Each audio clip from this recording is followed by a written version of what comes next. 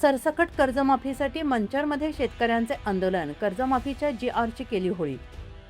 स्वाभिमानी शेतकरी संघटना आणि किसान सभेच्या वतीनं मंचर येथे प्रांत कार्यालयासमोर राज्य सरकारने जाहीर केलेल्या कर्जमाफीच्या विरोधात निषेध आंदोलन करण्यात आलेलं असून आंदोलनादरम्यान आंदोलकांनी सरकारच्या शेतकरी कर्जमाफी GRची होळी केली आहे। कोणत्याही अटी शर्ती न लावता सरकारने शेतकऱ्यांची सरसकट कर्जमाफी करावी अशी मागणी यावेळेस आंदोलकांनी केली आहे। तशा आशयाचे निवेदन प्रांत अधिकाऱ्यांच्या माध्यमातून राज्य सरकारला दिलं आहे।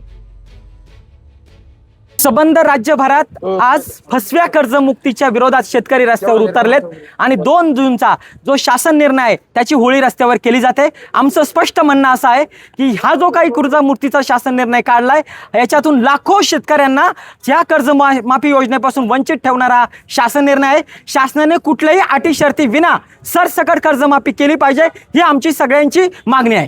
आणि राज्य सरकारने शेतकरी संघटनांच्या दबावापोटी जी काही कर्जमाफी जाहीर केली, पण या कर्जमाफीमध्ये सरकारचा प्रामाणिकपणा या ठिकाणी दिसून येत नाही।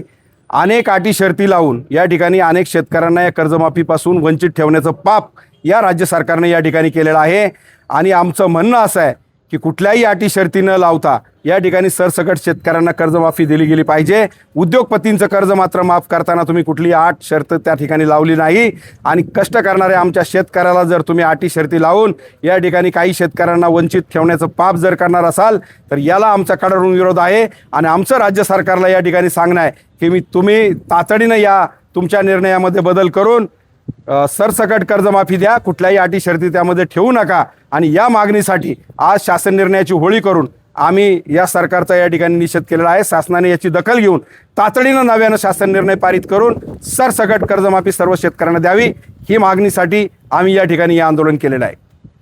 महाराष्ट्रातील ताज्या घडामोडी पाहण्यासाठी आजच आपल्या न्यूज 15 मराठी या चॅनलला यूट्यूबवर सबस्क्राईब करा। तसेच इंस्टाग्राम आणि ट्विटरवर फॉलो करायला विसरू नका। न्यूज 15 मराठी, आवाज जनसामान्यांचा।